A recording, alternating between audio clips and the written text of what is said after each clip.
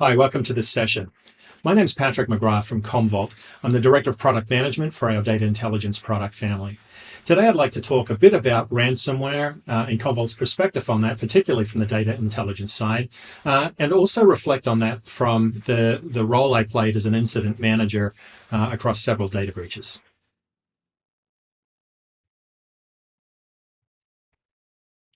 So let's start with some interesting stats. Great article from Skytop Strategies yesterday. Cybersecurity adventures expect global cybercrime to grow by 15% a year over the next 5 years, reaching $10.5 trillion a year by 2025, up from $3 trillion in 2015. Firm ESET disclosed over 71 billion ransomware attacks on remote access between January 2020 to June 2021, peak pandemic time, about 18 months worth. If I did my math right, that's about 1.3 million attacks a second. Some more interesting stats.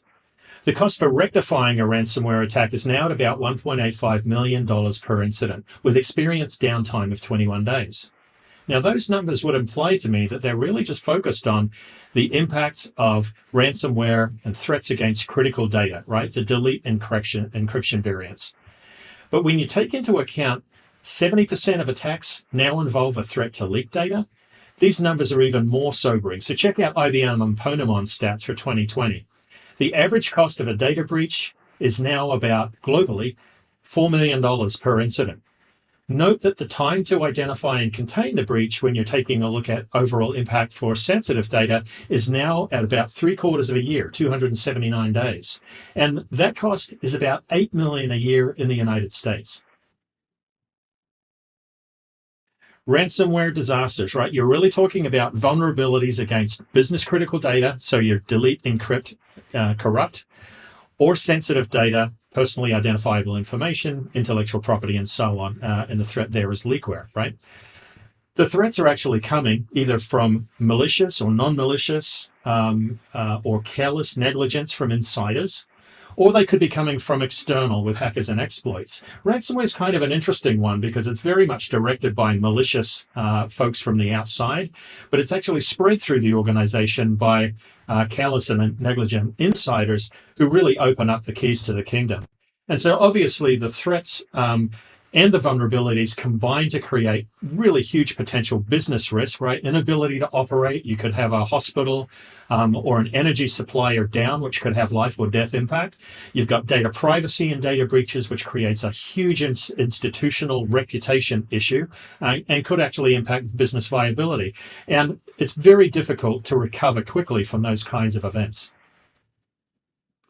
Now, several years ago, I was an incident manager for a number of large data breaches at a Californian university. And the first event caught us without an incident plan or any methodology, which we had to develop as a result. It also really drove our first foray into an information or data governance program. So for this event, we didn't know we had a breach for several months, similar to what you'd see in a ransomware attack. However, the threat involved here was a laptop that was stolen, right? So there was a dormancy period for this problem. Then we got to the response phase, and then we kind of went into a remediation phase where we were looking for ways to make sure that this event didn't happen again. Now, from the time where we actually recognized the breach, we declared the incident, assembled the teams, did some initial remediations, got into heavy depth and breadth analysis, went in then to figure out how we were going to do the execution of the breach, the public-facing execution of the breach, which involved call centers, notifications, all sorts of things. That whole process lasted about 18 months. We still had staff on this unfunded project for about 18 months. And then, of course, we followed that by what seemed like a never-ending series of audits and legal matters that resulted from this data breach. Right. And now what we're seeing globally is a whole set of regulations that are coming in, which means now that, between the time that you assess you have an incident to the time that you've actually got to start your notifications to the regulators and the victims, that window is becoming considerably shorter in terms of those requirements. And in fact, under GDPR, you've got 72 hours from the time you think you have a breach to the time that you've got to notify the authorities, right? So this is a big impact to the organization. So here's a bunch of the lessons that I learned out of being the incident manager in this organization. And the big one here is You treat a data breach the same way that you would any other kind of disaster, right? What we found, the university that we were on was situated on top of a Californian fault line, and we were used to having a really well articulated and orchestrated plan for business resiliency in the case of an earthquake. For us, there's health and safety issues to about 40,000 students, faculty, and staff. And when I got there, I was just amazed at how well orchestrated the disaster recovery plan was.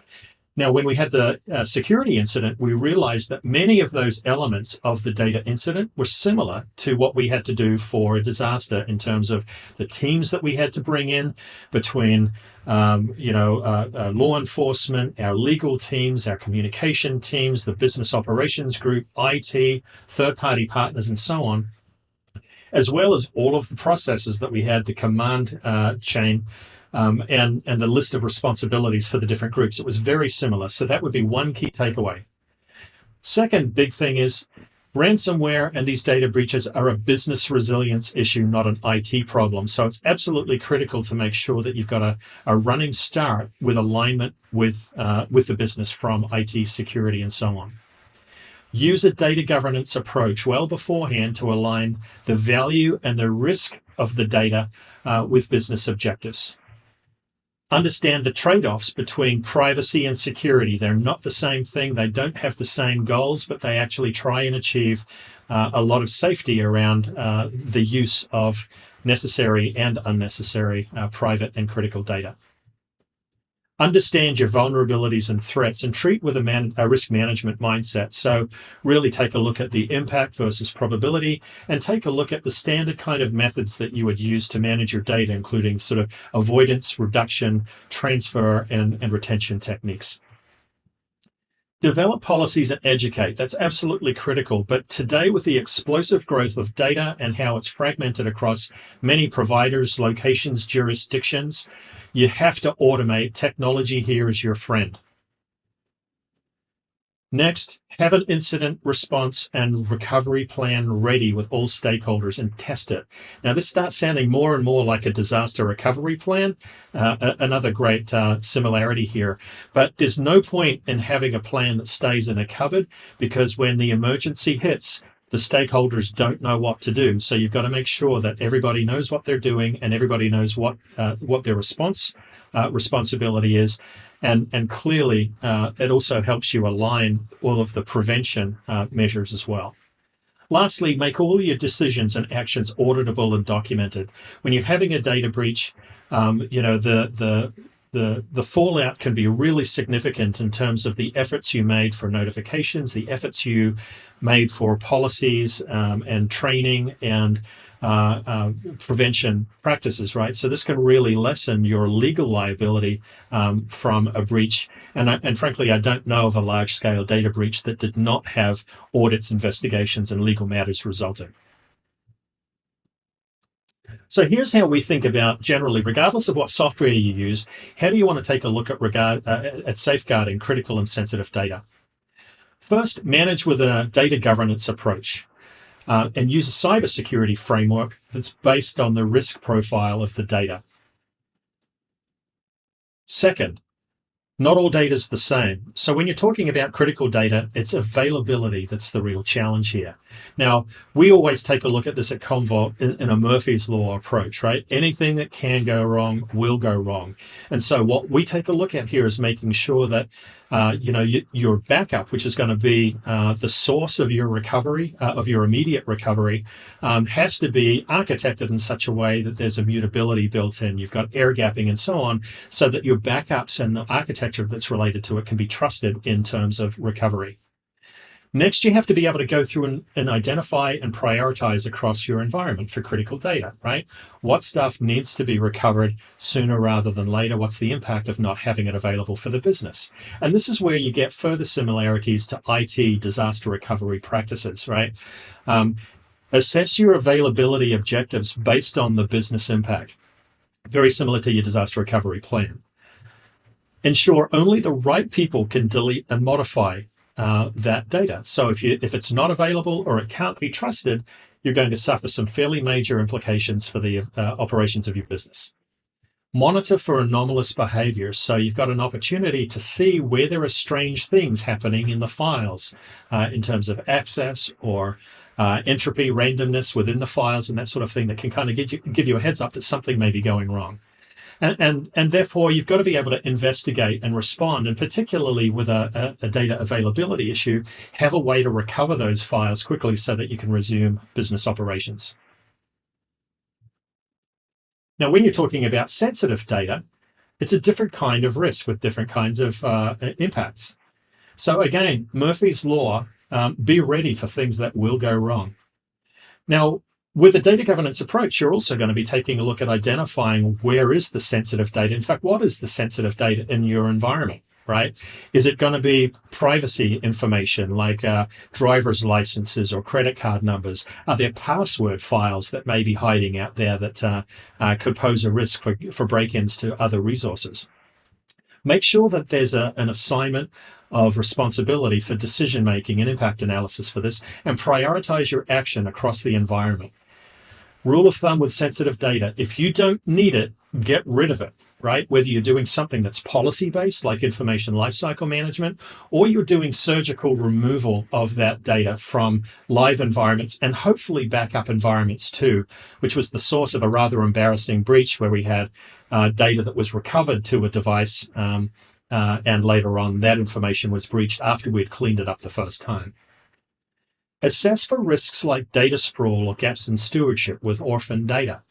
If you don't have control over your data, there's a much higher chance that that data is going to get leaked out of your organization. If you've had folks that have left your organization, somebody needs to be responsible to take ownership of that data, again, to make decisions and value assessments on it.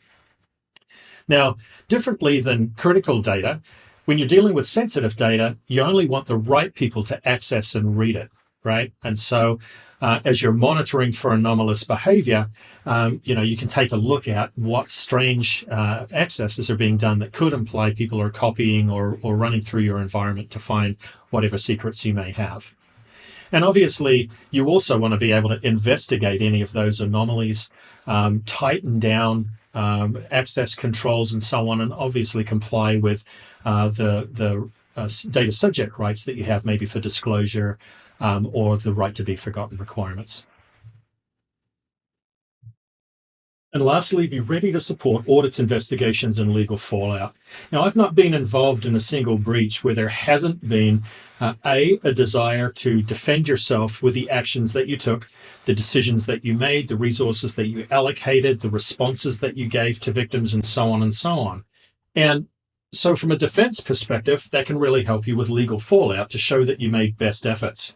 But again, you've got to focus here on being able to make sure that you avoid this situation from recurring again. And for me, it was actually several occurrences.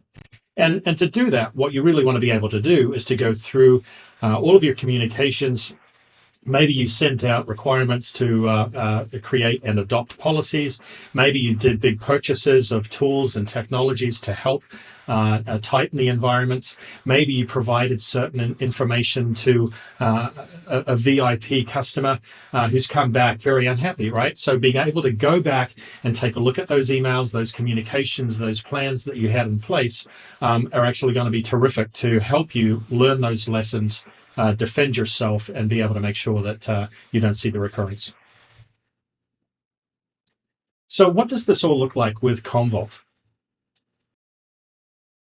Commvault's Intelligent Data Services portfolio provides a comprehensive set of tools that help reduce the risks and impact of ransomware events. Most of you may be familiar with Commvault already as the recognized industry leader in backup recovery and disaster recovery offerings. But today's session, I'm going to really focus on a discussion of the data intelligence products that drive actions through insights. File storage optimization provides a lightweight framework that harvests technical metadata from the file system data and its usage. It focuses on driving efficiencies, highlights potential information risk with analysis of file systems, permissions, and usage, and it provides a number of tools to remediate risks and manage data. The data governance product goes a step further and profiles the content of the data to find sensitive information or document types that could require additional controls. It supports the cleanup of the data, as in remediations, and additional tools that help with data subject requests required for data privacy compliance. And lastly, e-discovery provides those with elevated privileges a chance to look across files and emails that support evidence gathering for audits, investigations, and legal matters. I recommended earlier adopting an established cybersecurity framework.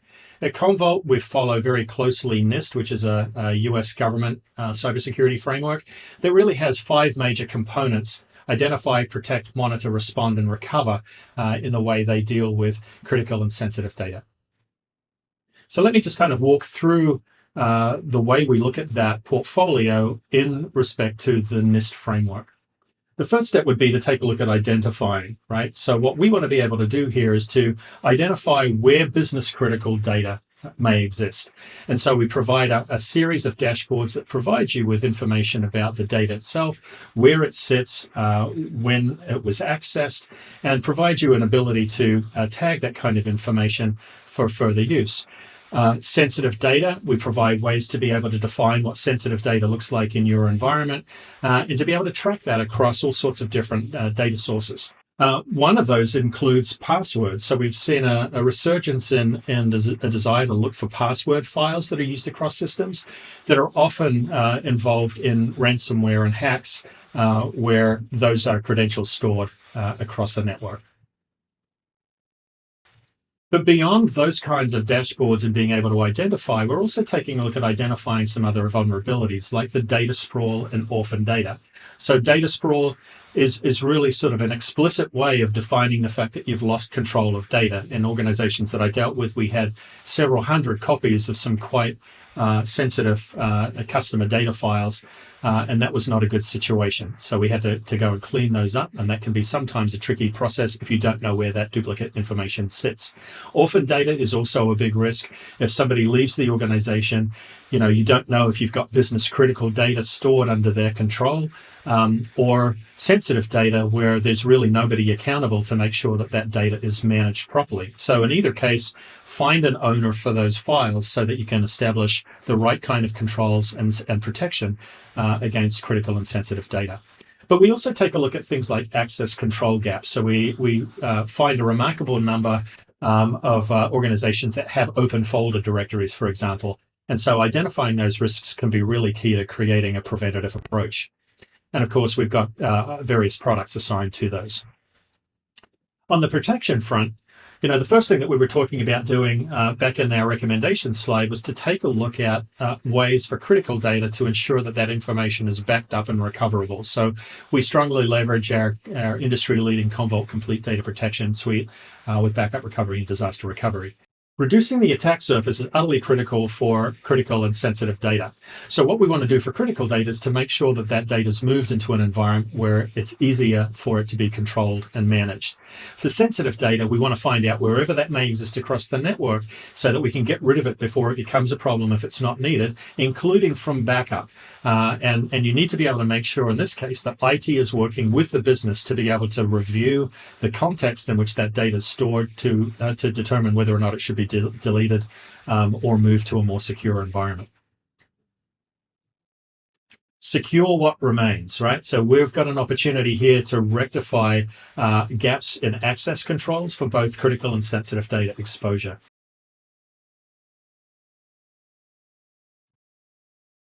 Monitoring, utterly critical.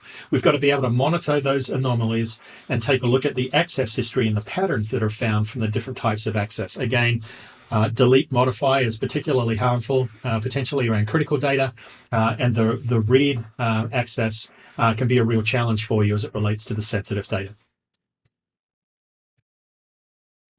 Now, once you know you've got a challenge in place, you've got to be able to investigate those data breaches. So in many cases, you could use the same sorts of tools that we talked about before, but you've got an ability to actually support things like depth and breadth of an analysis of the data as the events have occurred. We can also take a look at reactive data remediation, right? So this gives you the ability here to be able to recover those files from a backup, or to be able to actually go through and delete data upon request from sensitive data silos. And lastly, recover. right? And when we're talking about recovering here, we're not really talking about recovering files. We're talking about recovering back to business operations. And so this is where you want to be able to gather evidence for those audits to support e-discovery, review policies and procedures, do further analysis on the breach in hindsight, again, for defense purposes, but also to ensure that you are not looking at recurrence. And obviously, you've got an ongoing process that you have to be able to abide by for a number of the data privacy regulations to support ongoing disclosure and deletion of that sensitive data as well. So the last thing that I'd leave you with is really kind of comes back down to one of Commvault's big mottos, which is be data ready. And I think when we're taking a look at these ransomware events, the stats would kind of really imply to you that it's not a case of if, but when. So thanks very much for your time. If you'd like more information, come and see us at Commvault. My name is Patrick McGrath, and you can contact me as well directly, pmcgrath@commvault.com, or Patrickiest is my Twitter handle.